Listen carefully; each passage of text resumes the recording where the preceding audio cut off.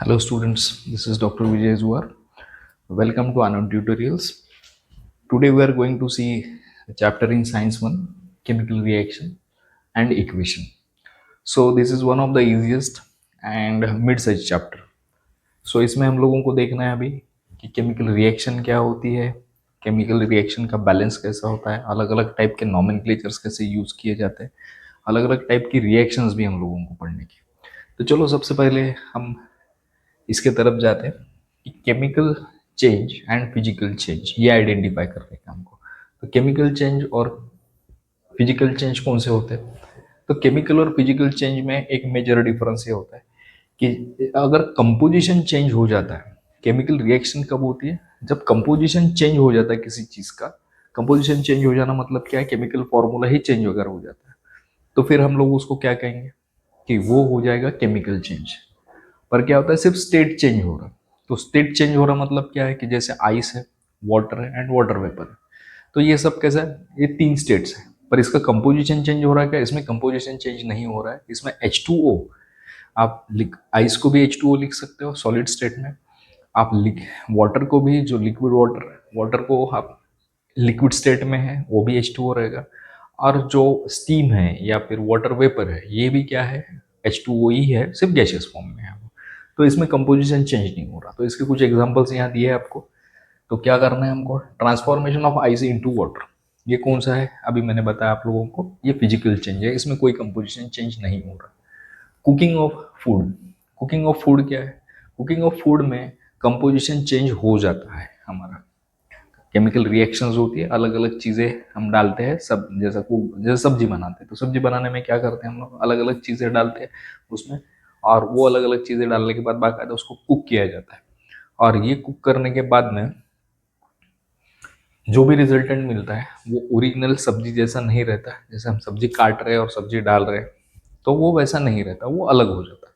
तो इसीलिए ये क्या हो गया? केमिकल चेंज हो गया। राइपनिंग ऑफ फ्रूट, अब राइपनिंग ऑफ फ्रूट ये भी प्रोसेस केमिकल प्रोसेस है, केमिकल चेंज है ये बेसिकली। तो इसको केमिकल चेंज में डालेंगे हम लोग।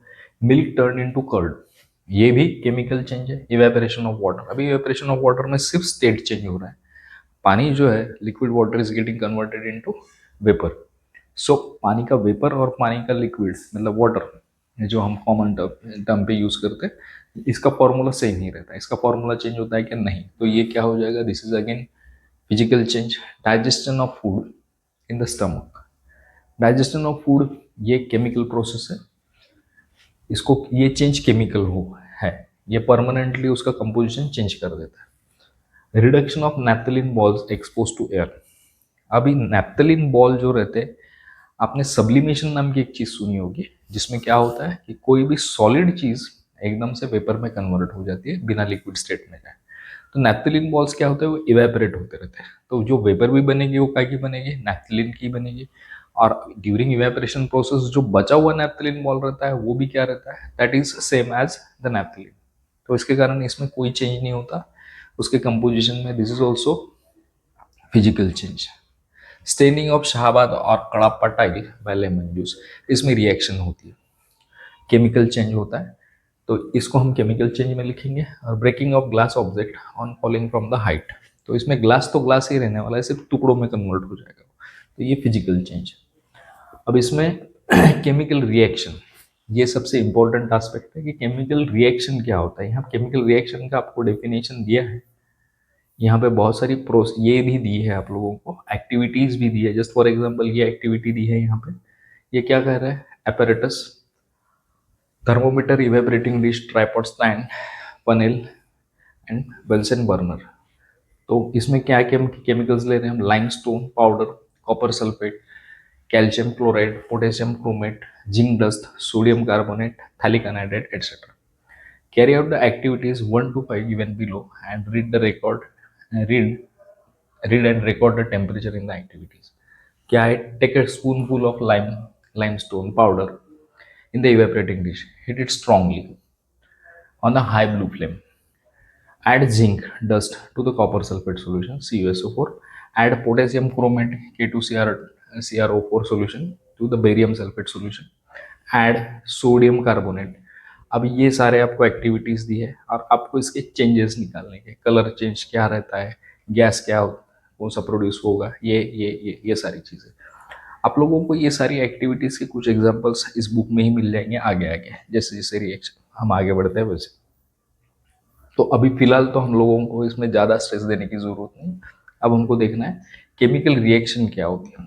केमिकल रिएक्शन की डेफिनेशन यहाँ दी है आपको।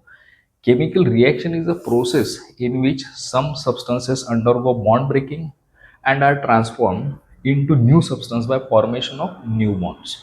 The substances taking part in the chemical reaction are called as reactants, whereas substances formed as a result of chemical reaction by formation of new bond are called product.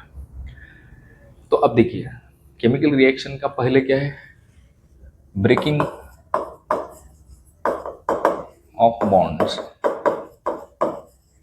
Bond break होना, ये पहला aspect है। दूसरा aspect क्या है, formation of new bond, formation of new bond, ये एक दूसरा एस्पेक्ट है। तो क्या कहा है इसमें, is a process in which some substances undergo bond breaking and transform into new substances by formation of new bonds. तो बॉन्ड ब्रेकिंग कहाँ पे होगा, आपका बॉन्ड ब्रेकिंग हुआ रिएक्टेंट में, रिएक्टेंट में बॉन्ड ब्रेक होगा। और फॉर्मेशन ऑफ न्यू बॉन्ड कहाँ पे होगा, ये प्रोडक्ट के साइड में होगा, जिससे आपको प्रोडक्ट मिलेगा। जनरली केमिकल रिएक्शन अगर आपको प्रेजेंट करने की है तो ये साइड में, लेफ्ट हैंड साइड में रिएक्टेंट रहते हैं इसके और राइट हैंड साइड में इसके प्रोडक्ट रहते हैं।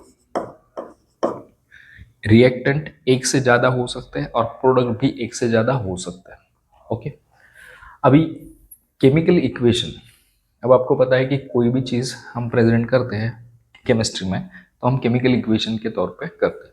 तो केमिकल इक्वेशन में हम सबसे पहले कुछ चीज़ें देखते हैं, जैसे फॉर एग्जांपल ये रिएक्शन है कौन सा, जैसे हमने एक्टिविटी में, let us first look at the chemical reaction in activity 2। A colorless solution of zinc sulfate is formed on addition of zinc dust to the blue solution of a copper sulfate. CuSO4 क्या है, CuSO4 copper sulphate है, उसमें हमने क्या add कर दिया, colourless solution of ZnSO4।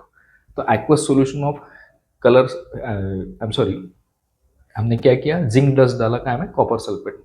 तो copper sulphate blue colour का होता है, इसमें जिंक डस्ट ऐड करने के बाद हमारे पास aqueous solution of zinc sulphate तैयार होता है और वो क्या रहता है, कलरलेस रहता है।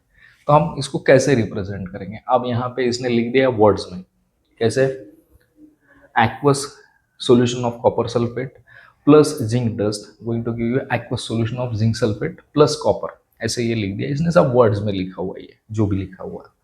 पर आपने देखा होगा केमिस्ट्री में कभी भी कोई चीज़ इस तरीके से प्रेजेंट नहीं की जाती, पर फिर भी ये एक सॉर्ट का इक्वेशन ही है जो आपको left hand side right hand side दे रहे हैं, जो आप मैथमेटिक्स में पढ़ चुके हो ऑलरेडी।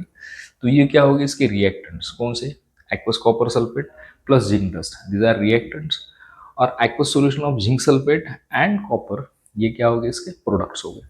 पर जो कि हमने इसको वर्ड फॉर्म में लिखा है तो इसको क्या है, हम क्या कहेंगे, वर्ड इक्वेशन। अब उसके बाद में क्या है कि इसी को हमने कन्वर्ट कर दिया है किसमें, further condense form by using chemical फॉर्मूले। कैसे, कॉपर, एक्वस कॉपर सल्फेट को हमने लिख लिया CuSO4, जिंक डस्ट को लिख लिया हमने Zn, और फिर इसमें दोनों में रिएक्शन होके क्या हो गया, जिंक सल्फेट मतलब ZnSO4 प्लस कॉपर। तो ये अब हमने स्पेसिफिक फॉर्मूले में यूज किए है। अभी कॉपर को Cu से, और ये सल्फेट ग्रुप है जो SO4 से, जिंक को Zn, फिर ये ZnSO4 प्लस Cu, ये सारी की सारी चीज़ें कैसे हो गई है, ये सारी की सारी चीज़ें हो गई है, हम लोगों ने इसको केमिकल इक्वेशन में कन्वर्ट कर दिया। अब ये this is no more word equation, this is chemical equation. The presentation of chemical reaction in a condense form using chemical formulae is called as chemical equation. आप इसका डेफिनेशन भी ध्यान में रखिए, representation of chemical reaction in a condense form using chemical formulae is called chemical reaction, chemical equation, I am sorry. तो ये हो गया। अब केमिकल इक्वेशन जनरली हम लिखते कैसे, ये लिखने का क्या तरीका है वो देखो। In a chemical equation reactants are written on left hand side while the products are on right hand side. An arrow heading toward the product is drawn between them and this arrow indicates the direction of reaction. अब देखो इसमें जैसे हमने ये first reaction लिया CuSO4 plus zinc, that gives you ZnSO4 plus Cu ऐसे। तो ये पार्ट क्या हो गया आपका, ये पार्ट हो गया आपका रिएक्टेंट, ये पार्ट क्या हो गया आपका, ये हो गया प्रोडक्ट, रिएक्टेंट और प्रोडक्ट हो गया। ये इन दोनों को कनेक्ट करने वाला एरो है, ये दोनों को कनेक्ट करने वाला एरो क्या बता रहा है आपको, this is separating reactant from product. और ये और एक चीज बता रहा है कि रिएक्शन यहां से होके इधर जा रहा है, दिस इज इनिशियल स्टेज, और यहाँ से मूव होके वो फाइनल स्टेज में यहाँ जा रहा है। तो किसी भी रिएक्टेंट का किसी भी रिएक्शन का इनिशियल स्टेट क्या होता है, इनिशियल स्टेज में यहाँ पे रहते हैं रिएक्टेंट्स, रिएक्शन होने के बाद प्रोडक्ट में वो फॉर्म हो जाते हैं। तो हम यहाँ से इधर जा रहे हैं, रिएक्टेंट से लेके प्रोडक्ट तक। सो दिस एरो इंडिकेट्स कि रिएक्शन किधर कौन से डायरेक्शन में जा रही है, ये बताए। दूसरा है, इफ द रिएक्टेंट और प्रोडक्ट्स आर टू और more they are link with the plus sign. अभी आप देख रहे हैं कि यहाँ पे दो रिएक्टेंट्स है तो हमने इसको प्लस साइन से कनेक्ट किया, यहाँ पे प्रोडक्ट भी दो है तो इसको भी हमने प्लस साइन से कनेक्ट किया। अब उसके बाद में है कि to make the chemical equation more informative, physical states of the reactants are also added और इंडिकेटेड इन द इक्वेशन। तो कैसे, अब देखिए CuSO4 दिया है यहाँ पे, CuSO4 plus zinc gives ZnSO4 plus copper. अभी इसका स्टेट क्या था, कौन से स्टेट में है, ये एक्वस AQ। अब AQ का मतलब क्या होता है वो भी मैं बताता हूँ। जिंक है सॉलिड स्टेट में, मतलब पाउडर है, इसलिए उसको सॉलिड स्टेट में कंसिडर किया है। जिंक सल्फेट ये भी एक्वस है, और कॉपर जो है वो सॉलिड स्टेट में है। तो चलो अभी हम थोड़ा सा डिस्कस कर लेते हैं कि ये कैसा होता है। एक्वस का मतलब क्या होता है, एक्वस मतलब कोई भी चीज जो पानी में घुली हुई है, डिजोल्व की है पानी में। तो इसका जो ब्लू कलर है CuSO4 का, ये पानी में घोलने के बाद आपको ब्लू कलर का सोल्यूशन दिखेगा, और उसमें पानी इंग्रेडिएंट है जो हमको दिखाई नहीं दे रहा है यहाँ पे, इसीलिए हमने इसको क्या लिख दिया, एक्वस। और Zn क्या है, Zn मतलब जिंक डस्ट है। जिंक डस्ट क्या होती है, ये सॉलिड फॉर्म में होती है। अच्छा, इसका जो प्रोडक्ट बनेगा जिंक सल्फेट, ये जिंक सल्फेट भी एक्वस फॉर्म में रहेगा। एक्वस फॉर्म में मतलब क्या, ये भी सॉल्यूशन के फॉर्म में रहेगा, पानी में जिंक सल्फेट जो है वो डिजोल्व रहेगा। अब आ गया कॉपर, कॉपर सॉलिड फॉर्म में बना है, तो कॉपर सॉलिड फॉर्म में बनने के कारण ये सेटल हो जाएगा नीचे, ये पानी में घुला हुआ नहीं रहेगा, ये सेटल हो जाएगा। इसलिए हमने इसको कैसे लिखा है, ये हो गया आपका एक्वस, ये हो गया सॉलिड, ये फिर से एक्वस और ये फिर से सॉलिड। अब देखो, when a heat is to be given from outside to bring about reaction, it is indicated by delta sign। ये जो डेल्टा है written above the arrow that indicates the direction of the reaction। For example, a slake lime is formed on heating limestone stone is written as follows। अभी जैसा CaCO3 है, ये slack lime है हमारा, solid form में है, ये solid है, इसको हम हीट कर रहे हैं ऐसे, और हीट करने के बाद ये आ रहा है CaO प्लस CO2, ये ऐसे लिबरेट हो गया। तो आप देख सकते हैं कि ये CaCO3 है, इसको अगर आप हीट कर देते हो तो हीट करने के लिए ये साइन यूज किया जाता है, जो किस पे लिखा जाता है, इस एरो के ऊपर लिखा जाता है। अब CO2 गैस है। Similarly the fact that the heat is release during the reaction between the aqueous solution of copper sulfate and zinc dust is indicated as follows। अभी इसमें भी, इस रिएक्शन में भी हीट रिलीज होती है, हीट रिलीज होती है मतलब CuSO4 aqueous ऐसा लिखे हमने, फिर Zn ये है सॉलिड फॉर्म में, और ये आएगा आपका ZnSO4, this is again aqueous plus Cu, ये आएगा सॉलिड ऐसे। और इसके साथ हीट रिलीज हो रही है, मतलब जब ये रिएक्शन हो जाएगी तो रिएक्शन होने के बाद आपको एक बात पता चलेगी कि जो भी कंटेनर में आप रिएक्शन कर रहे हो वो कंटेनर गर्म हो जाएगा। गर्म क्यों हो जाएगा, क्योंकि यहाँ पे हीट रिलीज हुई है इसके कारण। तो हीट, गिवन हीट और हीट रिलीज होना, ये दो चीज़ों में डिफरेंस है। यहाँ पे हमने हीट सप्लाई की थी ऑन और ओन, और यहाँ पे ये हीट रिलीज हुई है रिएक्शन होने के बाद। तो रिएक्शन होने के बाद हीट रिलीज हो रही है तो हम इस साइड में इसको लिख देंगे। अगर हम हीट सप्लाई कर रहे हैं रिएक्शन होने के लिए तो ये यहाँ पे लिखा जाएगा। सो ये एक पार्ट खत्म हो गया। अब it is necessary to fulfil certain conditions like specific temperature, pressure, catalyst to bring about some reactions. तो इसमें जो भी स्पेशल कंडीशन आपको मेंशन करने की है, तो ये स्पेशल कंडीशन आप यहीं पे इस एरो के ऊपर या नीचे इंडिकेट करते हैं। जस्ट फॉर एग्जांपल यहाँ पे आपको ये दिया है वेजिटेबल ऑयल ये लिक्विड फॉर्म में, ये H2 ये भी H2 गैस है, गैसियस फॉर्म में, इसका वनस्पति घी बन रहा है। ये रिएक्शन हम ऑलरेडी देख चुके हैं कार्बन कंपाउंड्स में, हाइड्रोजनेशन ऑफ वेजिटेबल ऑयल। तो यहाँ पे क्या होता है, ये तो लिक्विड स्टेट में है, ये गैस स्टेट में है, और ये सॉलिड स्टेट में बन रहा है, ये सब हमको पता है। इसमें क्या खास है, तो खास ये है कि ये रिएक्शन 60 डिग्री सेंटीग्रेड पे कैरी आउट किया जाता है, और इसमें निकेल कैटलिस्ट यूज किया जाता है। निकेल नाम का एक कैटलिस्ट होता है, जो कैटलिस्ट हम यहाँ यूज करते हैं। स्पेशल इंफॉर्मेशन, तो यहाँ पे जब भी आपको टेम्परेचर प्रेशर, अब यहाँ पे सिर्फ टेम्परेचर लिखा हुआ है, कई बार यहाँ पे प्रेशर भी मेंशन किया जाता है, या कोई स्पेशल मीडियम आप यूज कर रहे हो रिएक्शन के लिए, वो भी यहाँ पे मेंशन किया जाता है। तो ये है आपका स्पेशल कंडीशंस मेंशन करने की जगह, यही है एरो के ऊपर या नीचे। स्पेशल इंफॉर्मेशन और नेम्स ऑफ द रिएक्टेंट्स और the products are written below their formula. For example, copper on the reaction with the concentrated nitric acid gives a reddish colored poisonous nitrogen dioxide gas. तो इस reaction में हम acid use कर रहे हैं, कौन सा एसिड, नाइट्रिक एसिड यूज कर रहे हैं। तो नाइट्रिक एसिड या कोई भी एसिड हम दो तरीके से यूज कर सकते हैं, एक डाइल्यूट एसिड होता है और दूसरा कॉन्सेंट्रेटेड एसिड होता है। अभी अगर आपने सिर्फ ये फॉर्मूला लिख दिया HNO3, but this is not going to give you any information about concentration of acid, तो इसके लिए आपको स्पेशली मेंशन करना पड़ेगा कि ये कॉन्सेंट्रेटेड एसिड है। तो आपने जस्ट इसके नीचे लिख दिया ये कॉन्सेंट्रेटेड है। अब दूसरी ही रिएक्शन अगर हम लेते हैं, तो इसमें हमको दिखाई देता है कि हम डाइल्यूट नाइट्रिक एसिड यूज कर रहे हैं, तो below this nitric acid formula you have to write dilute. तो इससे आपका डिफरेंशिएशन हो जाएगा कि कहाँ हम ये यूज कर रहे हैं कॉन्सेंट्रेटेड एसिड, और कहाँ पे हम लोग डाइल्यूट एसिड यूज कर रहे हैं। अभी आगे देखो, बैलेंसिंग केमिकल इक्वेशन। अब यहाँ पे काफ़ी लोगों को थोड़ी डिफिकल्टी हो जाती है कि रिएक्शन बैलेंस कैसे किया जाता है। Reaction balance is nothing but क्या है कि जितना अंदर आएगा उतना ही बाहर निकलेगा। मतलब क्या होगा कि यहाँ पे आप जितने एटम्स किसी भी चीज़ के अंदर आएंगे रिएक्टेंट साइड से, उतने ही वो आपको प्रोडक्ट साइड में दिखाई देंगे। इसमें कोई चीज़ ऐड होती नहीं है। जैसे क्या बोला है हमने डेफिनेशन में देखा कि breaking of bonds in reactants and formation of new bonds, ये डेफिनेशन है हम लोगों का। तो बॉन्ड ब्रेक होगा सर, कोई नया आटम पैदा नहीं हो जाएगा उसमें, कॉम्बिनेशन में सिर्फ मॉलिक्यूल्स अलग अलग हो जाएंगे, आटम्स जितने दिए हैं वही रहेंगे, वो चेंज नहीं होंगे। तो अभी आप देखिए यहाँ पे दिया है balancing chemical equation. Balancing chemical equation में हम लोग देखते हैं steps in balancing chemical reaction. सबसे पहला स्टेप तो ये है कि कंसीडर द फॉलोइंग एग्जांपल। हमने ये वर्ड इक्वेशन लिखा, sodium hydroxide plus sulphuric acid gives sodium sulphate plus water. अब ये पहला स्टेप नहीं है, स्टेप 1 यहाँ से है।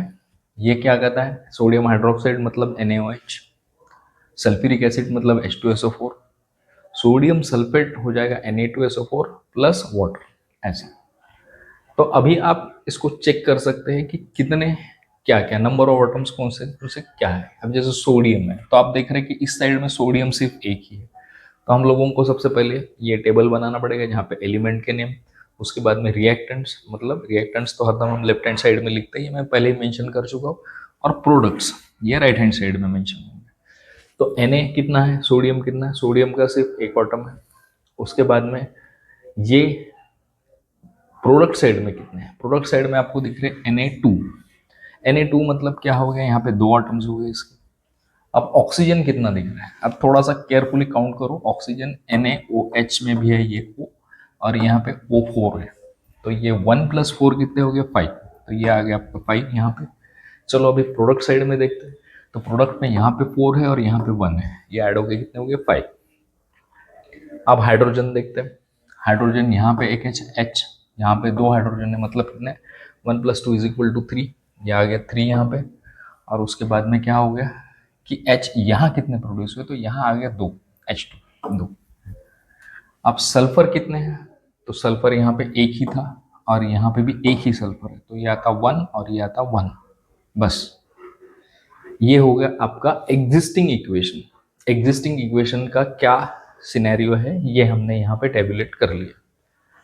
अब ये बैलेंस है या अनबैलेंस है ये कैसे देखेंगे हम लोग, तो बैलेंसिंग का एक ही फंडा है कि यहाँ पे जितना है, जैसे मैंने कहा था आप लोगों को, कि जितना अंदर आएगा उतना ही बाहर जाएगा, ज़्यादा तो कुछ होगा नहीं। अब यहाँ पे एक Na आया है तो यहाँ पे दो Na कैसे बनेंगे, मतलब ये बैलेंस है क्या? नहीं है ये बैलेंस। उसके बाद में O है, तो O कितना है, यहाँ पे पाई है, यहाँ पे पाई है, तो चलो ऑक्सीजन की कंडीशन बैलेंस है। हाइड्रोजन, 3 हाइड्रोजन इनपुट में गए हैं, रिएक्टेंट साइड से आए हैं, पर प्रोडक्ट साइड में सिर्फ 2 ही हाइड्रोजन हमको दिख रहे हैं। और सल्फर एक ही आया है और एक ही प्रोडक्ट में भी है, मतलब रिएक्टेंट में भी है और प्रोडक्ट में भी है। पर यहाँ पे अगर कोई भी चीज अलग हो जाती है, जैसे फॉर एग्जांपल यहाँ 1 से 2 हो गया, यहाँ 3 से 2 हो गए, तो ये बैलेंस नहीं है। तो चलो हम बैलेंसिंग शुरू करते हैं। तो पहला सेकंड स्टेप हमने क्या किया, check whether the equation 10 is balanced or not by comparing the number of atoms of various element present on two sides of the equation। ये दोनों साइड में कैसे इक्वेशन, कैसे एटम्स है, ये हम लोगों को देखने, ये हमने देख लिया। अब स्टेप 3 है, it is convenient to start balancing an equation from the compound which contain maximum number of atoms। maximum number of atoms जिसमें है वहां से हम चालू करते हैं। moreover it is convenient to first consider that element in this compound which has unequal number of atoms on two sides। अभी देखिए यहाँ पे NaOH है, H2SO4 है, Na2SO4 है और H2 है। तो इसमें क्या है, in the equation 10 there are two components Na2SO4 and H2SO4 which contains maximum number that is 7 atoms each। अभी आप देखिए यहाँ पे कितने हैं, Na के 2, S का 1 मतलब 3 और ऑक्सीजन के 4, मतलब कितने हो गए 7। यहाँ पे H2SO4 में भी देख लेते हो तो यहाँ 2 1 2 + 1 3 3 + 4 7। तो यहाँ से हम शुरू कर सकते हैं maximum. Any one of them can be selected. Select the compound Na2SO4। Further, select sodium for balancing as the number of the atoms of the sodium in this compound is unequal on the two sides। अभी देखिए यहाँ पे हमने क्या किया, अभी अगर हमने Na2SO4 सिलेक्ट किया है तो Na2SO4 में हमको क्या दिखाई दे रहा है, Na दिखाई दे रहा है, सल्फर दिखाई दे रहा है और ऑक्सीजन दिखाई दे रहा है। तो इसमें से बैलेंसिंग किसका गया है, आप देखिए Na पहले 1 था, फिर हो गया 2, मतलब ये बैलेंस नहीं है। उसके बाद में क्या है Na2 ऑक्सीजन, तो ऑक्सीजन यहाँ भी पाई है, यहाँ भी पाई है, मतलब ऑक्सीजन बैलेंस स्टेट में है। और उसके बाद में सल्फर, तो सल्फर एक यहाँ है एक यहाँ है, मतलब ये भी बैलेंस स्टेट में है। तो हमको बैलेंस किस चीज़ को करना है, हमको बैलेंस करना है सोडियम। तो सोडियम इनिशियली कितना था 1, रिएक्टेंट साइड में 1 था और प्रोडक्ट साइड में था 2। तो हम क्या करेंगे, रिएक्टेंट साइड में इसको 2 से मल्टीप्लाई कर देंगे। 2 से मल्टीप्लाई कर देने के बाद क्या हुआ, ये भी 2 आ जाएगा और ये भी 2 आ जाएगा, मतलब सोडियम को हमने बैलेंस कर दिया। अब सोडियम को बैलेंस कर देने के बाद इक्वेशन कैसा हो गया, ये हो गया 2NaOH H2SO4 gives Na2SO4 plus H2O। चलो इसका फिर से एक बार हम लोगों को बैलेंस लिखना पड़ेगा कि अब क्या कंडीशन हो रही है, क्योंकि हमने मल्टीप्लाई कर दिया, सिर्फ Na को मल्टीप्लाई नहीं हो सकता, ये जो कि NaOH है तो क्या हो जाएगा, इसको 2 से मल्टीप्लाई कर दे तो Na के 2 एटम्स हो गए, फिर ऑक्सीजन के भी 2 हो गए, फिर हाइड्रोजन के भी 2 हो गए। तो अब नया बैलेंस क्या कहता है हमको, अभी Na हमारे पास 2 है और रिएक्टेंट साइड में भी 2 है as well as product side में भी 2 है, तो ये तो बैलेंस हो गया। बट ऑक्सीजन जो पहले बैलेंस था, देखिए ऑक्सीजन पहले यहाँ बैलेंस था, पर जो कि ऑक्सीजन बढ़ गया अभी एक साइड में, तो रिएक्टेंट साइड में 6 हो गया ऑक्सीजन और प्रोडक्ट साइड में हो गया 5। फिर सल्फर तो एज इट इज रहे, फिर हाइड्रोजन का भी चेंज हो गया, ये 4 था, ये 4 हो गया और ये 2 रह गया। तो फिर कैसे, अब इसको फिर से बैलेंस करना पड़ेगा, राइट ऑन द फाइनल। अभी देखो ये चेक किया हमने, अभी ये चेक करने के बाद हमको क्या पता चला कि इक्वेशन अभी भी बैलेंस हुआ नहीं है, इट्स नॉट बैलेंस। तो क्या हो रहा है, अभी किस चीज़ को बैलेंस करना पड़ेगा हमको, अभी हम लोगों को बैलेंस करना पड़ेगा check whether the equation 10 is balanced or not। It is seen that the number of the atoms of all the elements are equal on both sides। It means that I'm sorry, ये नहीं, check whether the equation 10 dash is balanced or not। we find that the equation 10 dash is not balanced, क्योंकि ये जो है ये इस equation का हमने टेबल बनाया हुआ है। तो इस टेबल में हमको दिखाई दे रहा है कि अभी ये बैलेंस है क्या, नहीं है बैलेंस। अभी ऑक्सीजन और हाइड्रोजन ये 2 चीज़ें बदल गई है, तो इसके कारण ये बैलेंस अभी भी हो नहीं पाया। अब अगर बैलेंस करने का है तो हमको क्या करना पड़ेगा, अभी देखते हैं हम in the reactants in NaOH and H2SO4 initially कितने हाइड्रोजन है हमारे पास 4 और फाइनल स्टेज में कितने हैं 2। तो हमने क्या कर दिया, टू बैलेंस हमको क्या करना पड़ेगा, प्रोडक्ट साइड में इसको 2 से मल्टीप्लाई करना पड़ेगा। अगर हम प्रोडक्ट साइड से 2 में मल्टीप्लाई कर देते इसको, तो अब देखिए ये रिएक्टेंट, ये पूरा रिएक्शन ऐसे हो जाएगा 2NaOH plus H2SO4 gives Na2SO4 plus 2H2। 2 से मल्टीप्लाई कर दिया हमने हाइड्रोजन को। तो अब अगर हम देखते हैं तो देखो 2Na और ये भी Na2, इसका मतलब यहाँ 2 एटम्स है Na के और यहाँ पे भी 2 एटम्स है, ये क्लियर हो गया। उसके बाद में ऑक्सीजन देखते हैं, ऑक्सीजन कितना है, ये 2 ऑक्सीजन और ये 4, 2 + 4 कितना हो गया 6। अब यहाँ देखते हैं O4 और ये 2, ये क्या हो जाएगा 4 + 2 = 6, मतलब ऑक्सीजन यहाँ पे भी 6 है और यहाँ पे भी 6 है, ये भी बैलेंस हो गया। हाइड्रोजन देखते हैं, यहाँ कितने हाइड्रोजन, ये 2 से मल्टीप्लाई हो गया, इसके कारण क्या हो जाएगा, ये 2 हाइड्रोजन प्लस ये 2, इतने कितने हो गया 4। यहाँ देखिए प्रोडक्ट साइड में यहाँ पे 2 × H2, मतलब ये भी 4 हो गया। तो इस तरीके से हमारे सारे एलिमेंट्स जो है वो बैलेंस हो गए, सारे मतलब जितने भी एलिमेंट्स इन्वॉल्व है इसमें वो सारे के सारे बैलेंस हो। तो हम क्या बोल सकते हैं, now this equation is balance equation. So this is how you are going to do the balancing of the equation. अब देखते हैं इसके अलावा हमारे पास एनिमेशन भी है, जैसे ये रिएक्शन है, तो इसको कैसे बैलेंस करेंगे हम लोग, थोड़ा सा हम एनिमेशन देख लेते हैं। एनिमेशन में से हमको एक आइडिया आ जाएगा कि कैसे किसी चीज़ का बैलेंसिंग करना है। अब देखो ये एनिमेशन है, तो एनिमेशन में क्या कर रहे हैं, चलो हम इनिशियली ये करते हैं, इसको 0, इसको भी 0 और इसको भी 0 कर देते हैं। अब इसको 0 करते हैं, चलो इसको हम एनहांस कर देते हैं, N2 एक, फिर H2 एक और फिर NH3 भी एक कर देते हैं। तो आपको ये दिख रहा है कि ये बैलेंस हो रहा है क्या, ये बैलेंस नहीं हो रहा है, इट इज टिल्टेड। अभी टिल्टेड है तो फिर कैसे करेंगे, चलो हमको अभी कुछ और ऐड करना पड़ेगा। अब यहाँ से आप देख के एक चीज को समझ सकते हो कि यहाँ कितने 2 हाइड्रोजन है और यहाँ पे कितने हाइड्रोजन है, 3 हाइड्रोजन है। तो आपको क्या करना पड़ेगा, आपको ये बढ़ाना पड़ेगा। अब ये बढ़ा देने के बाद फिर से क्या हो रहा है, बैलेंस तो आ नहीं रहा है। आप देखिए इसको ये साइड में टिल्टेड है, ये भी ये साइड में टिल्टेड है। तो नाइट्रोजन यहाँ कितने हैं, 2 नाइट्रोजन है, देख 2 नाइट्रोजन, यहाँ पे कितना है, एक ही नाइट्रोजन है, तो नाइट्रोजन का भी बैलेंस नहीं बन रहा है। उसके बाद में हाइड्रोजन का बैलेंस कैसे करेंगे, यहाँ पे 4 हाइड्रोजन है और इधर कितने हैं 3 हाइड्रोजन है, तो फिर से बैलेंस खराब हो गया।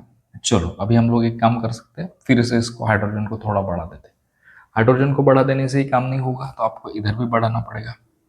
आप देखिए अब ये सारी चीजें क्लियर हो गई, 2 नाइट्रोजन यहाँ पे है, 2 ही नाइट्रोजन प्रोडक्ट में है। ये जो आपको दिखाया है बैलेंस, ये ऐसा है, this is from reactant side और this is for product side. ऐसे यहाँ पे भी हाइड्रोजन प्रोडक्ट रिएक्टेंट साइड में कितना है और हाइड्रोजन प्रोडक्ट साइड में कितना है, ये आपको दिखाई देता है। तो इस तरीके से ये रिएक्शन आप बैलेंस कर सकते हो। ये सिमुलेटर है, ये सिमुलेटर में आप लोगों को रिएक्शन अलग अलग ऐड करनी है और आपको बैलेंस करनी है रिएक्शन। तो इस तरीके से हम सिमुलेटर पे ये चीज़ सीख सकते हैं, क्योंकि यहाँ हमको रेडीली दिखता है। जब हम लोग बैलेंस करते तो शायद हमारा थोड़ा सा भी कैलकुलेशन गलत हो जाता है, तो बातें हमको सही समझ में नहीं आएगी, पर यहाँ पे तो ये ऑटोमेटिकली हो जाता है। तो ये सिर्फ लर्निंग पर्पज के लिए कि हम कैसे अच्छे से और ज़्यादा ईजी तरीके से इसको समझ सकते हैं। अब देखो इसके बाद में let us come back to book. ये अब देखो type of chemical reactions. Type of chemical reactions में chemical reactions are classified in the following 4 types in accordance with the nature and the number of reactant and product। कैसे, combination reaction दिया है आपको। अब combination reaction कैसे है, combination reaction, अब combination का मतलब क्या होता है कि कोई 2 चीजें एक साथ अगर हम जोड़ देते तो उसको क्या बोलते हैं, कॉम्बिनेशन। कंबाइन कर दिया हमने, जैसे 2 अलग अलग क्लासेस है, जैसे अलग अलग सेक्शन होते हैं, 10th है 10B, और हमने उनको कंबाइन कर दिया, तो ये क्या हो गया कॉम्बिनेशन, मतलब 2 क्लासेस का एक क्लास बन गया। उसी तरीके से इसमें क्या होता है कि अगर कोई 2 रिएक्टेंट है तो उनका प्रोडक्ट एक ही निकलेगा, 2 रिएक्टेंट का प्रोडक्ट एक निकलेगा। तो इससे हम क्या सीखेंगे कि ये कॉम्बिनेशन रिएक्शन है। अब यहाँ पे आपको अलग अलग एक्टिविटीज के रेफरेंसेस भी दिए कि इसमें क्या होगा। तो एक्टिविटी 1 एक्टिविटी 2 में क्या दिया है वो थोड़ा सा देख लेते हैं, क्योंकि ये एक्टिविटी कभी कभी एग्जाम में आती है, तो ये हमको समझ में आनी चाहिए कि क्या हो रहा है एक्टिविटी में। Definition of combination reaction is given here. When two or more reactants combine in a reaction to form a single product, it is combination reaction. जैसे मैंने आपको पहले ही बताया था कि दो रिएक्टेंट को मिलकर अगर एक प्रोडक्ट हो रहा है तो उसको हम कॉम्बिनेशन रिएक्शन कह सकते हैं. अब डिकम्पोजिशन रिएक्शन. डिकम्पोजिशन रिएक्शन में ये रिएक्शन वैसे काफ़ी इंपॉर्टेंट है, पर पहले हम डिकम्पोजिशन क्या होता है वो देख लेते हैं. डिकम्पोजिशन का मतलब होता है एक से दो प्रोडक्ट बनना, या दो से ज़्यादा भी हो सकते हैं, पर जनरली एक से दो वाले ही एग्जाम्पल आप लोगों का. Just for example CaCO3, calcium carbonate. When you heat the calcium carbonate, it is get dissociated into two or decomposed into two parts, CaO calcium oxide plus CO2. या फिर हाइड्रोजन परऑक्साइड है, hydrogen peroxide decompose होता है H2O और O2 में. So this 16 and 17 both reactions are of decomposition reaction. अब जैसे हमने वाटर का इलेक्ट्रोलिसिस अगर कर दिया, वाटर से हमने इलेक्ट्रिकल एनर्जी पास कर दी, तो we will get H2 and O2 both. A chemical reaction in which two or more products are formed from a single reactant is called as decomposition. मतलब decomposition क्या हुआ, जैसे कॉम्बिनेशन में हमने देखा था कि कॉम्बिनेशन में दो रिएक्टेंट का एक प्रोडक्ट बनेगा, अब इसमें एक रिएक्टेंट के दो प्रोडक्ट्स बनेंगे, तो this is nothing but decomposition reaction. So decomposition reaction में ये एक इंपॉर्टेंट रिएक्शन है जो जनरली आती है. तो इसको कहते हैं ये sugar. In the above activity the single reactant sugar is divided into two substance. कौन से दो सब्सटेंस में, कार्बन और वाटर में. सो अब देखिए यहाँ पे कितने कार्बन है, 12 कार्बन है, तो यहाँ पे 12C आ जाएगा. और यहाँ पे कितने ऑक्सीजन है और कितने हाइड्रोजन है, देयर आर, देखो इसको थोड़ा सा देखो, H22O11. So you can write it like 2 अगर कॉमन ले लेते हैं आप, इसमें 11 कॉमन ले लेते हैं, तो ये आएगा H2O ऐसे. आप अगर इसको मल्टीप्लाई कर देते तो you will get 22 hydrogen and 11 oxygen. So ये आ गया 11 H2O. So this reaction is important, C12 H22O11. So this is going to give you 12 carbon plus 11 H2O ऐसे. और यहाँ पे आपको हीट देने की है, हीट ऐसे लिख सकते हैं, इसको डेल्टा ऐसे भी लिख सकते हैं. तो this is called decomposition. Sugar का डिकम्पोजिशन कैसे होता है, this is generally known as decomposition of sugar.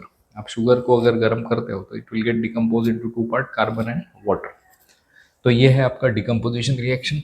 अभी इसके बाद है आपको, ये तो दो हो ही है, ये भी हो गया, displacement reaction. Now this is important one. Displacement reaction क्या होता है, the reaction in which the place of one ion of less reactive element in a compound is taken by another more reactive element by formation of its own ion is called displacement reaction. अब displacement क्या होता है थोड़ा सा हम इसके example के साथ देखेंगे तो हमको तुरंत पता चल जाएगा. दिस इज CuSO4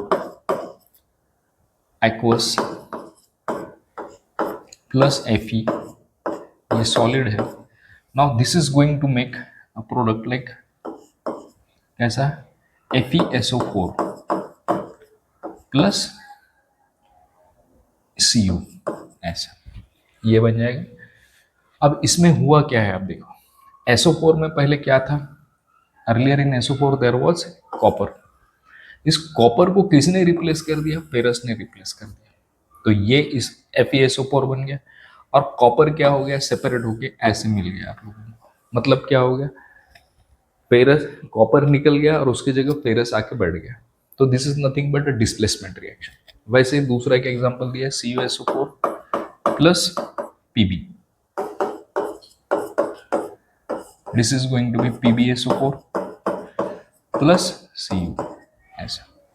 तो ये भी रिएक्शन जो होगा इसमें भी क्या हो गया, ये Pb कहाँ से चला गया, Cu की जगह पे, और Cu क्या हो गया, ये फ्री हो गया Cu से. तो this is called displacement reaction.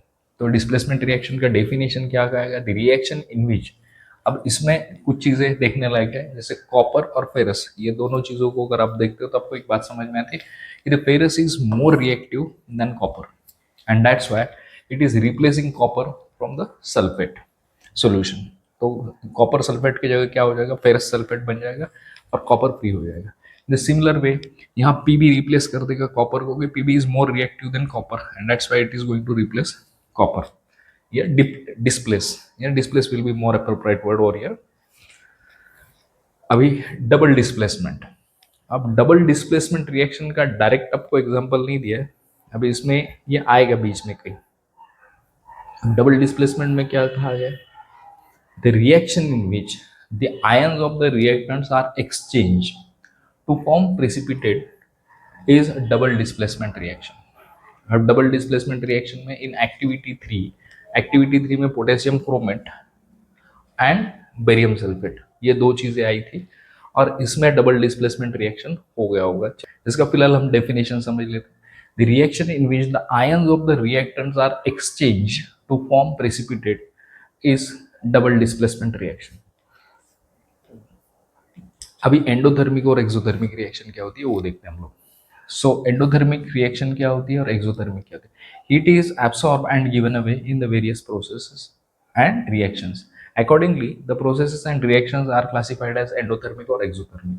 The first thing, endothermic and exothermic process. Heat from outside is absorbed during the physical change. For example, melting of ice, dissolution of potassium nitrate in water, and therefore these are endothermic process.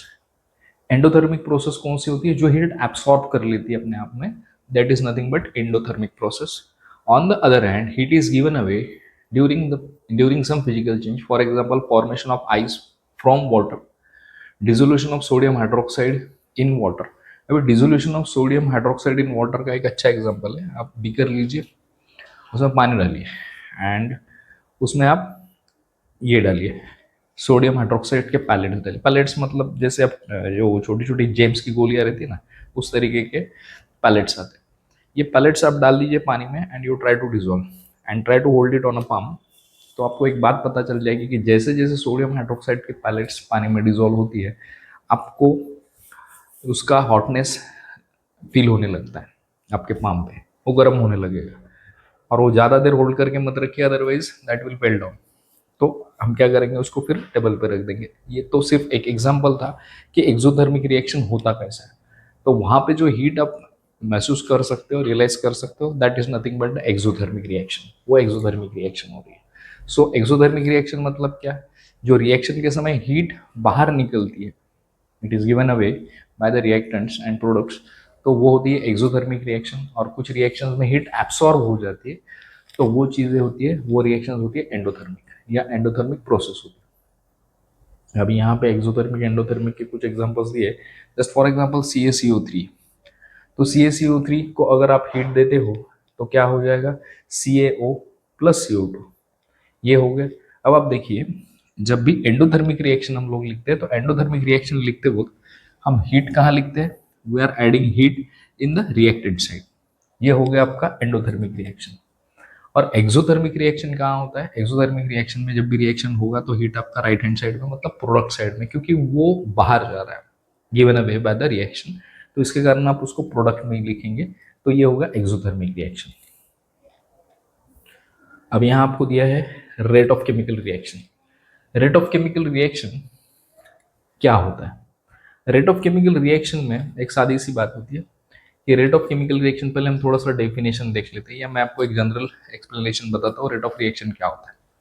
आप कोई भी एक reactant ले रहे हो, मान लो this A is one reactant and it is converting into product B।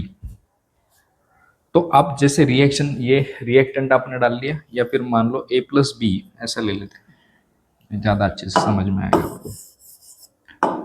A plus B gives you C।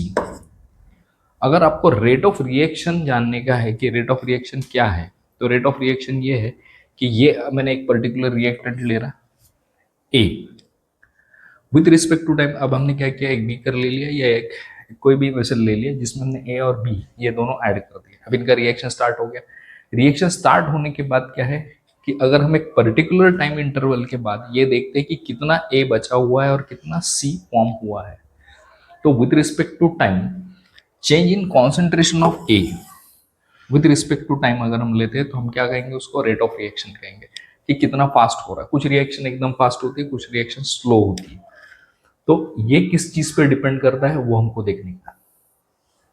तो देखो, it can be seen from the वो example that some of the reactions are completed in a short time that is occur rapidly while some other requires long time for completion that occurs slowly. It means that the rate of different reaction is different.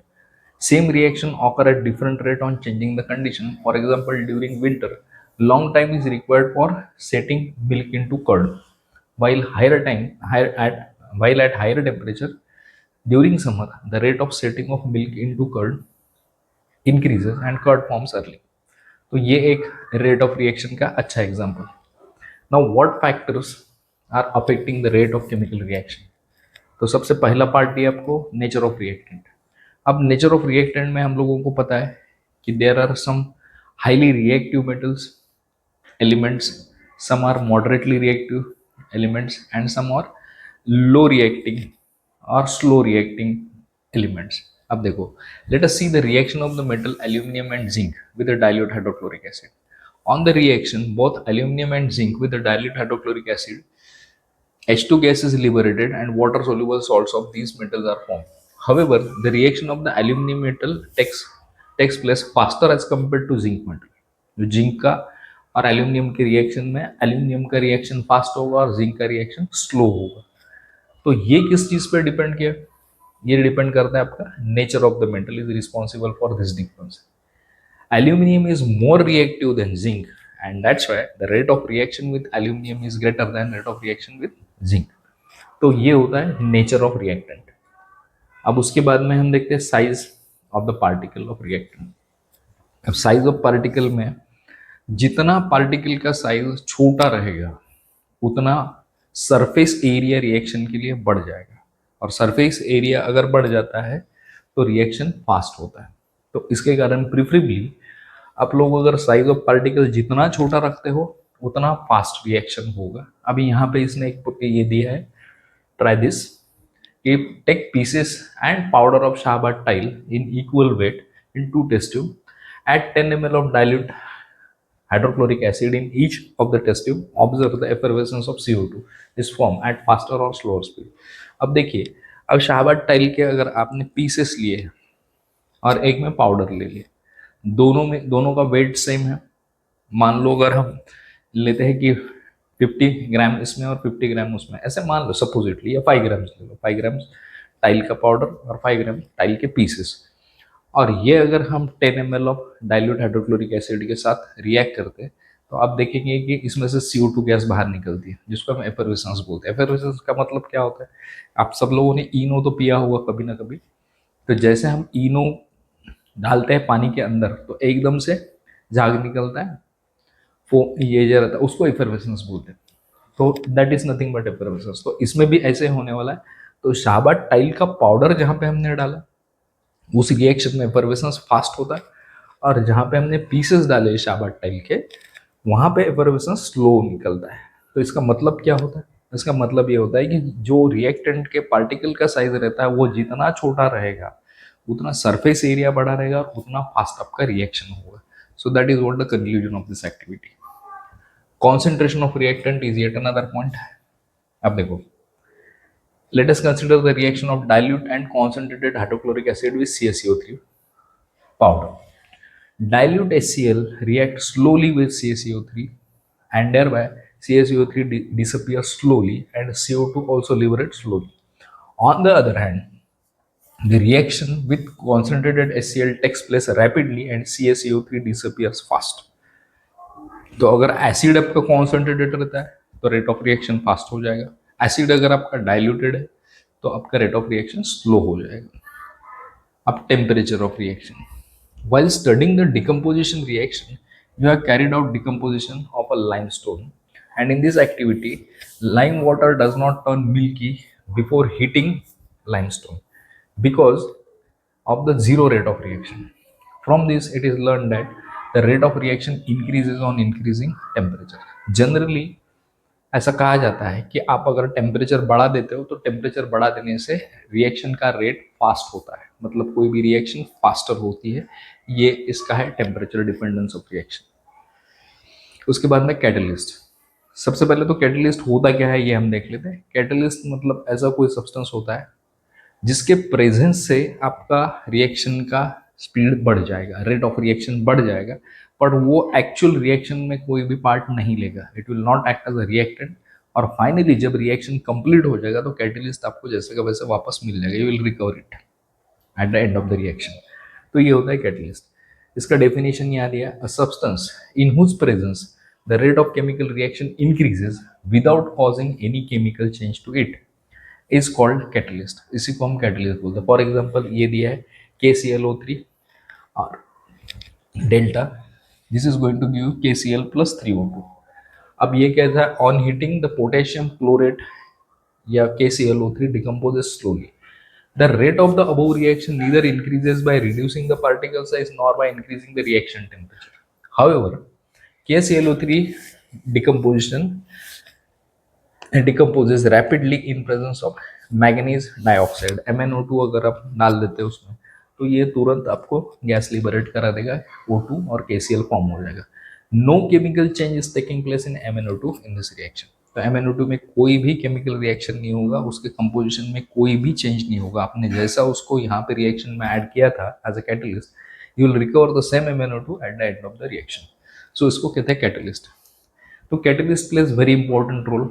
अब जैसे आप further chemistry पढ़ोगे तो you will come to know that catalyst plays very important role. Chemical industries में तो catalyst is like a boon. आपको कोई अच्छा कैटलिस्ट मिल जाता है तो आप बहुत रिएक्शन का बहुत सारा टाइम, बहुत सारी एनर्जी आप बचा सकते हो। चलो उसके बाद में नेक्स्ट दिया आपको oxidation and reduction. Oxidation and reduction की कुछ पॉइंट्स आपको याद रखने के, ऑक्सीडेशन क्या होता है और रिडक्शन क्या होता है। इसमें डेफिनेशंस दिए। अब जैसे for example many types of substances give reaction called oxidation and reduction. Let us learn more about this. अभी M2Mg plus O2 gives 2MgO, C plus O2 gives CO2, MgH2, Mg plus H2 ये liberate हो गए। अब ये CH3 ये क्या है, CH3 ये आप लोग कार्बन कंपाउंड में पढ़ चुके हो, तो अगर बताना चाहो तो आप कमेंट में इसका नाम मुझे बता सकते हो। ये क्या है, ये ब्रेक हो जाएगा, यहाँ पे डबल बॉन्ड फॉर्म होकर यहाँ से हाइड्रोजन लिबरेट हो जाएगा। अब ये सारे रिएक्शन में कुछ कॉमन चीज़ें हैं और ये कॉमन चीज़ ये है कि ये सब के सब ऑक्सीडेशन रिएक्शन।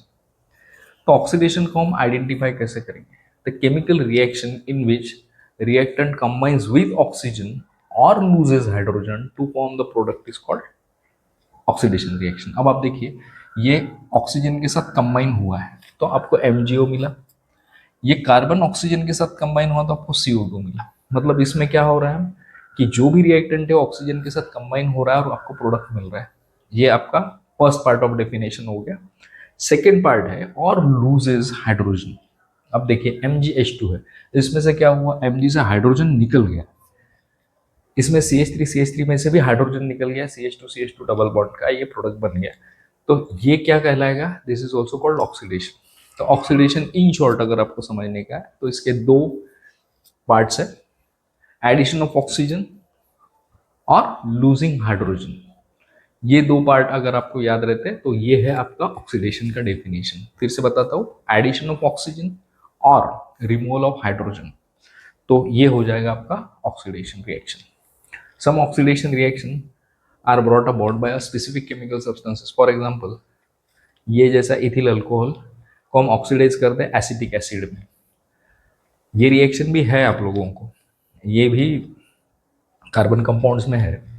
तो इसमें हमने क्या कर दिया, here the acidic potassium dichromate makes oxygen available for oxidation of the reactant ethyl alcohol and such chemical substances which bring about oxidation reaction by making oxygen available is called oxidants or oxidizing agents। मतलब क्या है, यहाँ पे oxygen की जरूरत है हम लोगों को। अब देखिए ये कैटलिस्ट नहीं है, दिस इज नॉट कैटलिस्ट, ये क्या है, ऑक्सीडाइजिंग एजेंट है। आपको इसमें ऑक्सीजन ऐड करना है पर ऑक्सीजन अवेलेबल दिखाई दे नहीं रहा आप लोगों को, तो ऑक्सीजन कहाँ से सप्लाई होगा, ये K2Cr2O7 या फिर H2SO4। तो इसके लिए क्या करना पड़ेगा, ये ऐड करना जरूरी है। और ऐसे एजेंट्स जो ऑक्सीजन सप्लाई करते हैं रिएक्शन में उसको हम क्या कहते हैं, ऑक्सीडाइजिंग एजेंट या ऑक्सीडेंट्स कहते हैं। तो यहाँ पे in this case K2Cr2O7 is oxidant या oxidising agent.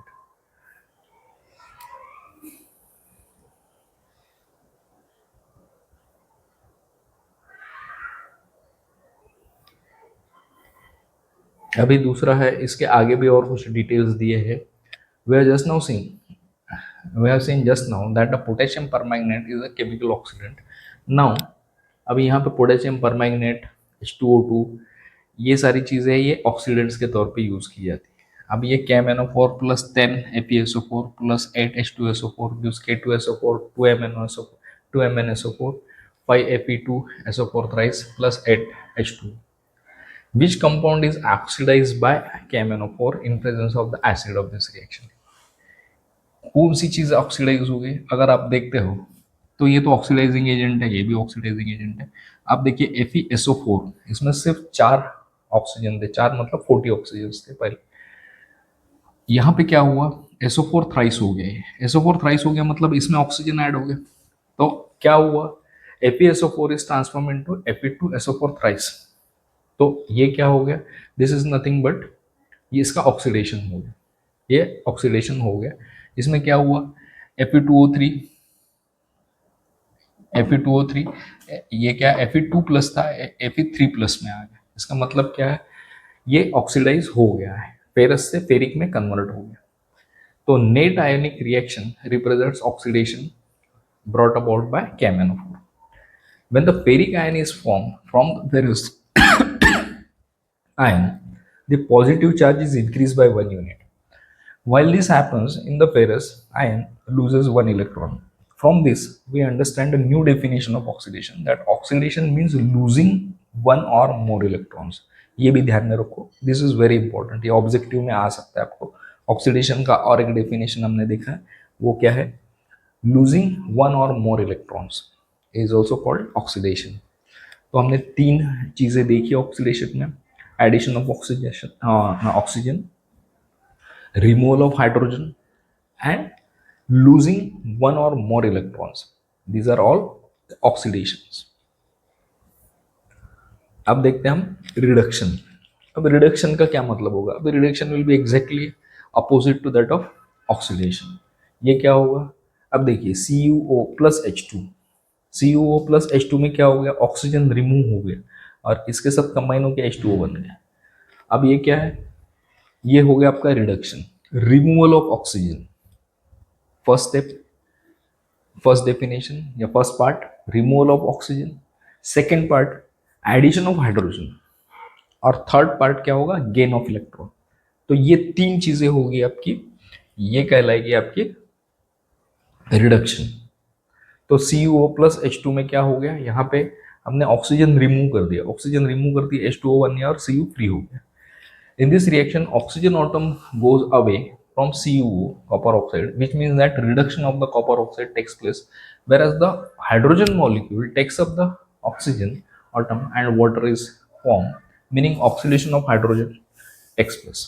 Thus, the oxidation and reduction reaction occur simultaneously. The reductant is oxidized by oxidant, and oxidant is reduced by reductant.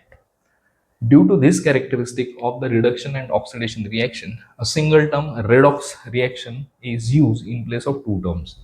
अब ऐसा है कि रेडॉक्स रिएक्शन का मतलब होता है रिडक्शन, रेडॉक्स का रेड जो रहता है दैट इज फॉर रिडक्शन और ऑक्स इज फॉर ऑक्सीडेशन।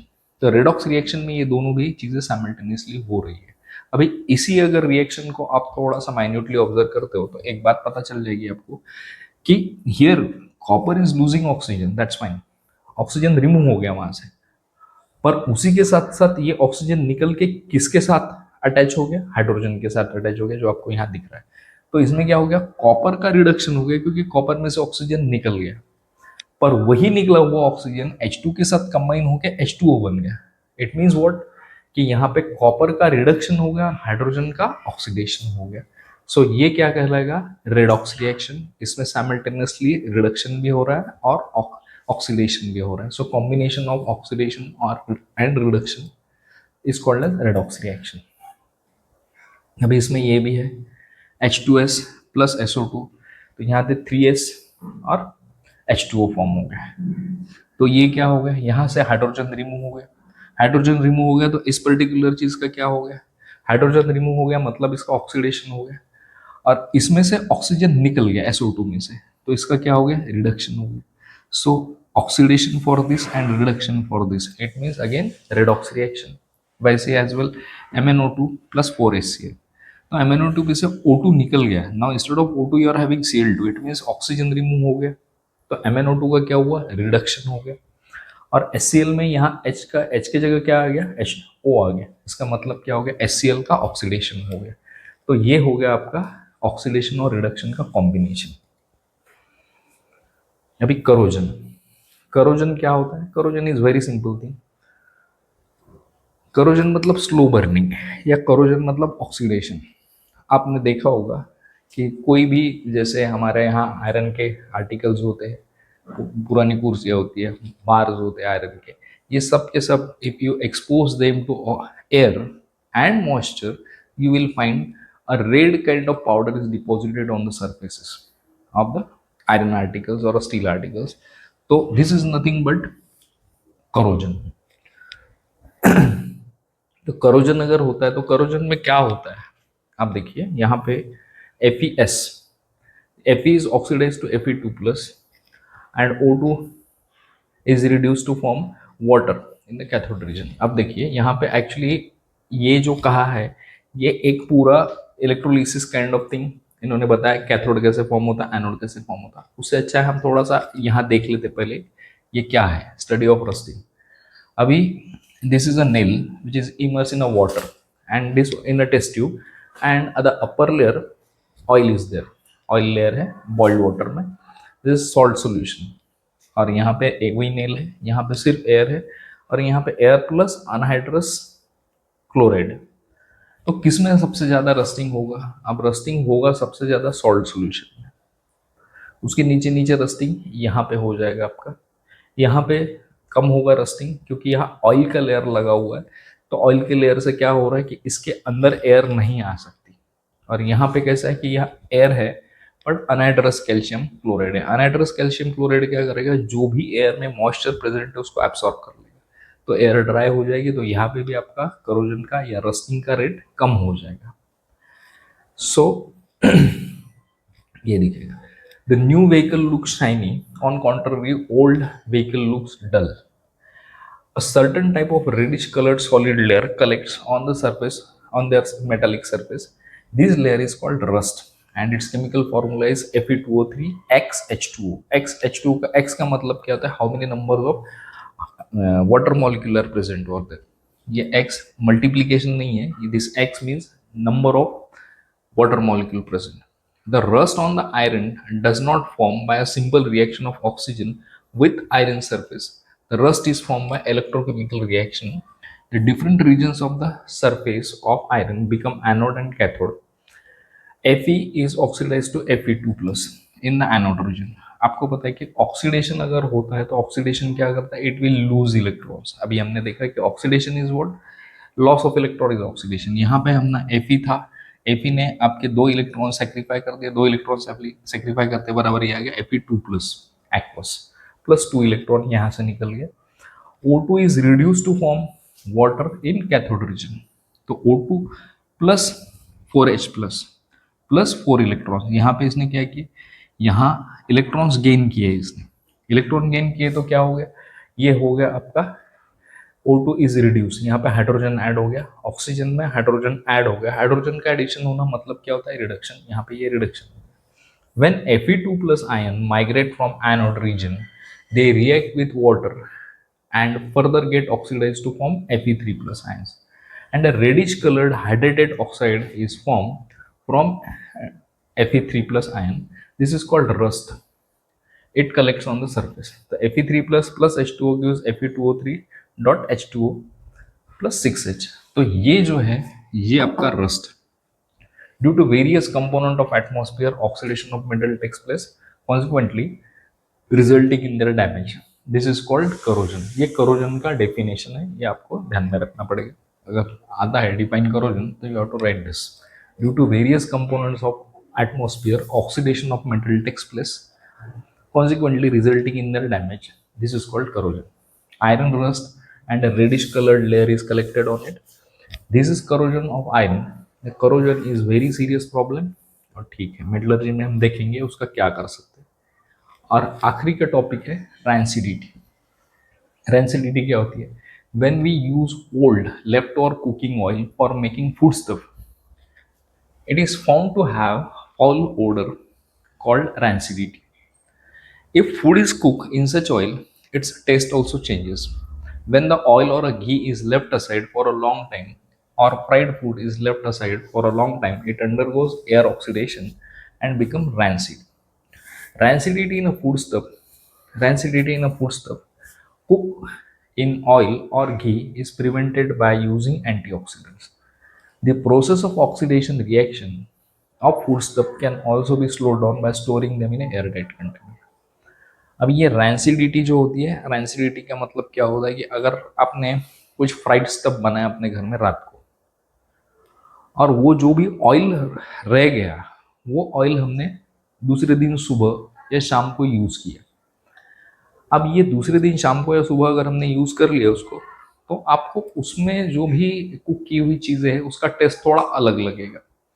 इसका एग्जाम्पल अगर मैं बताना चाहूंगा, तो डे टू डे लाइफ में ये होता है कि अगर आप कहीं फ्राइड स्टफ खाते हो बाहर किसी रेस्टोरेंट में, अब early in the morning, early in the morning क्या होता है, there is always a chance कि रात को कुछ जो ऑयल बचा हुआ होगा फ्राइंग के बाद में, तो उसी चीज में ये नई चीजें फ्राई की जाती है जनरली। वैसे तो ये अलाउड नहीं है, बट फिर भी ये प्रैक्टिस होती है। तो इसमें क्या हो जाता है कि उसका जो टेस्ट है, मान लो आपने समोसा खाया या कोई और फ्राइड स्टफ खाया, तो उसका टेस्ट नॉर्मल टेस्ट से अलग होता है, और ये हम लोग जल्दी आइडेंटिफाई कर लेते हैं। दूसरी इंपॉर्टेंट बात है कि रैंसिडिटी का और एक अच्छा एग्जांपल बताना चाहूँ, तो आप सब लोगों ने ये पैकेटेड फूड तो खाए ही होंगे, जैसे चिप्स रहते हैं, तो आपने देखा होगा चिप्स में कुछ तो भी एक गैस भरी होती है। अब वो गैस क्या होती है? वो गैस होती है नाइट्रोजन गैस जनरली। ये काय के लिए रहती है? Nitrogen is a inert gas. तो क्या होता है, चिप्स के अंदर वो गैस रहने के कारण it is not exposing to the oxygen, oxygen में नहीं जाएगा तो उसका ऑक्सीडेशन नहीं होगा, और ऑक्सीडेशन अगर नहीं होगा तो वो रैंसिड नहीं होगा। दूसरी एक और भी केयर की जाती है कि जब भी ये सारे फ्राइड स्टफ बनाए जाते हैं जो लॉन्ग टर्म के लिए बनाए जाते हैं, जैसे फॉर एग्जांपल चिप्स तो हम जैसे बनाए वैसे कंज्यूम नहीं करते, वो पैक हो जाते हैं उस पैक में, और फिर कुछ दिनों के बाद हम लोग खाते हैं। कभी कभी तो होता है कि महीने 2 महीने भी निकल जाते हैं, मैन्युफैक्चरिंग डेटा आप देखते हो, तो उसमें उस गैस के कारण उसका क्रिस्प और टेस्ट दोनों भी प्रिजर्व रहता है। उसके अलावा उसमें प्रिजर्वेंट्स भी डाले जाते हैं, प्रिजर्वेटिव्स भी डाले जाते हैं, जिसके कारण उसका टेस्ट मेंटेन रहता है। तीसरी इंपॉर्टेंट बात, अगर हमारे घर में भी अगर हम ये चिप्स बनाते हैं, तो एयरटाइट कंटेनर में अगर रखते हैं हम इसको, तो उस कंडीशन में भी आपको उसका क्रिस्प और रैंसिडिटी दोनों से क्रिस्प मेंटेन रहेगा और रैंसिड नहीं होगा। तो this is about rancidity. So this is all about chemical reaction and equation. Thank you. Do like, share and subscribe our channel. Thank you.